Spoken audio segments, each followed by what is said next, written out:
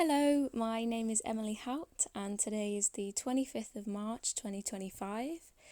I am a performance and collage artist, so I make collages of abstract faces through games of chance. Um, and then I will make masks and costumes, puppets, dolls to represent these really awkward, solitary live characters that I can use to explore different themes and my relationship with myself. There's sort of an intersection between really the everyday and the absurd. I'm currently studying my BA in Fine Art at Loughborough University, so I'm based around Leicestershire, but I was born in the north of England in East Yorkshire. My performance practice has quite a deep connection to childhood and childlike imagination. I think I'm quite often trying to connect to memories of childlike crafting when I was younger with my family. And I think through the materials I use, particularly paper mache and cardboard, they're interesting to me because they link to this nostalgic tactility of crafting, and the sort of ideas surrounding the reuse of discarded materials, which I think it provides this relatable comfort for me at least. There's also connections to my childhood in making dolls and having this very feminine connection to children with dolls and playing with dolls. And I call them doppel dollies, so they're often mini versions of full characters that they carry around with them or they give out to people at performances to keep. So there's lots of ideas surrounding that and identity and how you perform for people, but also in how there's a navigation of a very adult space with something that's very childlike. I'm doubly inspired by that ritual of dress up as well from when you were a kid. And a sharing of this personal experience creates a collective experience in remembering dressing up as a child as a Disney princess or a hero or a monster or a robot or Halloween. There's really this ritualistic feeling to dress up that it's so playful and it's so fun, and we forget that feeling as we grow older. So there's trying to find a connection there to that, and battling with adulthood to try and get back to that freedom. I also love medieval manuscripts and the illustrations in these medieval manuscripts. So these monsters from the Middle Ages, and a lot of early modern period portraiture, so Tudor and Elizabethan portraiture is just really at the core of a lot of the costumes I'm making, where I sort of find these abstract faces from creating collages, and then I can take these collages and I sort of assert them with a certain portrait from this era.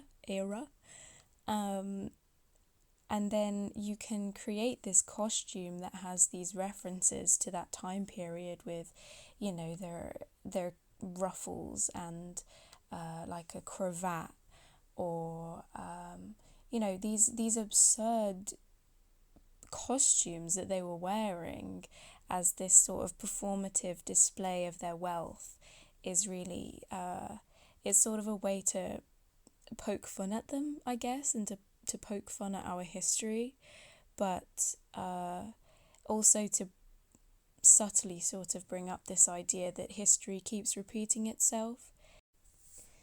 I'm currently focusing on my work for the upcoming fine art degree show at Loughborough University.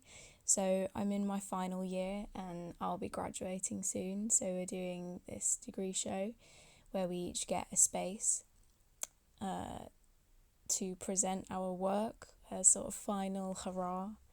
And I'm particularly interested in how I can present my work when I'm not performing. It's really something that is a struggle with performance art, in where you want the focus to be in the performance, or is it in the documentation?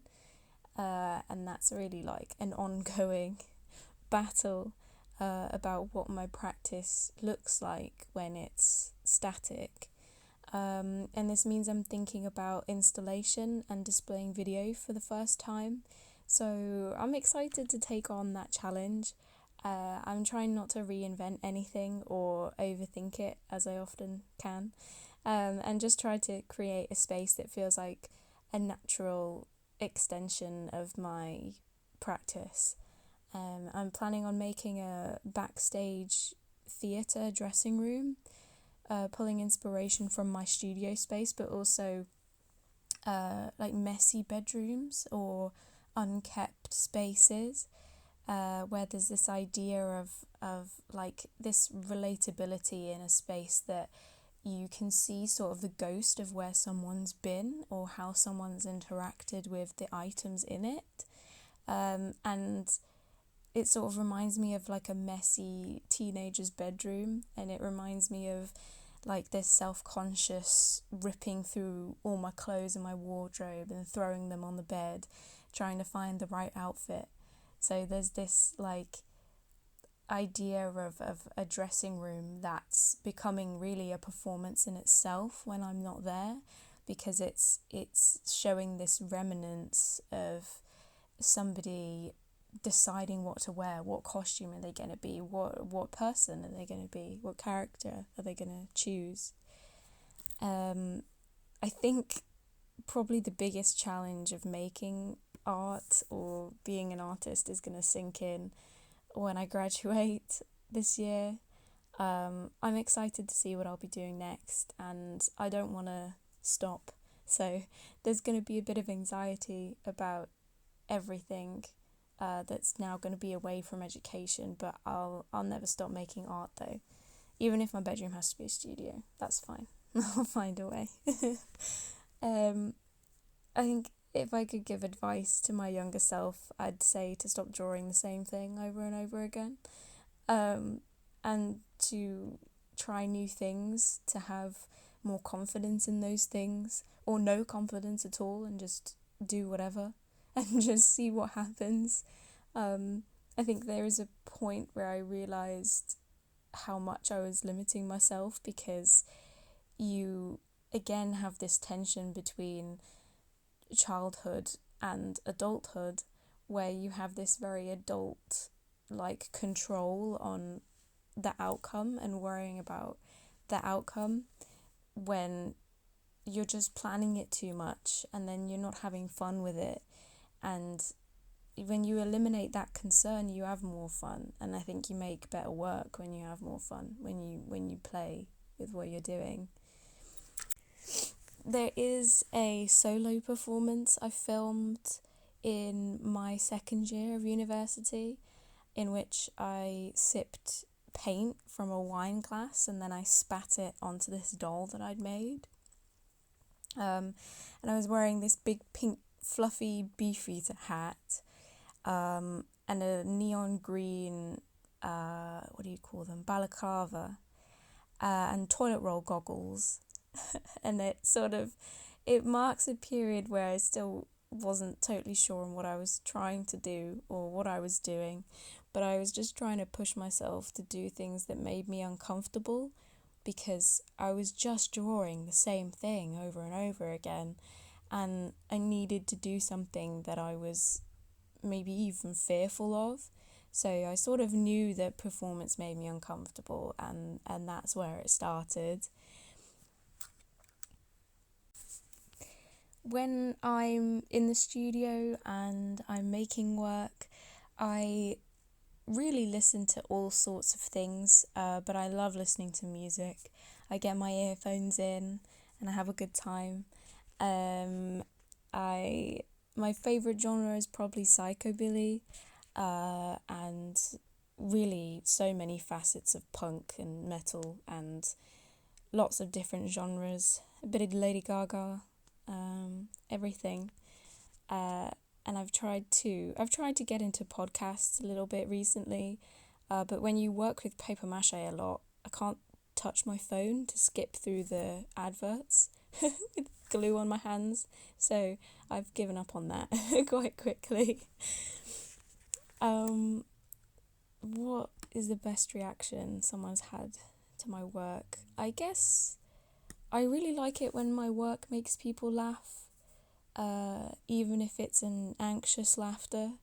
Um, Maybe it's even preferred if it's an anxious laughter. My work often explores themes of awkwardness and humour and otherness with like this particular focus on the feeling of performance as a means of self-exploration. So there's a de-emphasis on dialogue in my work, and I'm like trying to break this traditional communication and emphasize gesture, inspired by mime. So I think a lot of the time I feel as though in my life I'm never quite sure what to say or what to do with my hands or where to look. So these muted, otherworldly characters are really symbolic of that feeling, of that uncertainty and this heightened awareness of how you appear to others around you. So I'm trying to create when I perform. I'm taking from this personal awkwardness and trying to create a collective awkwardness from this figure, this being, this person that is there that people don't know how to react to. And I think there's a quote from Lee Bowery, who, I can't prove that he actually said it because I can't remember where I got it from, but I love the quote even if he didn't say it. But it was that I don't care if people are laughing, I invented the joke. And I really love that. I think that's really a foundation in my art because it is all ridiculous at the end of the day. And that's why I enjoy the really mixed reactions that you can get. You can find me on Instagram, just at Emily Hought, and I'm currently making a website, so when that is all done, that will be put up on there as well. And you can see my work at the Loughborough University degree show if you wanted to come along when it's open to the public in June. So that is me.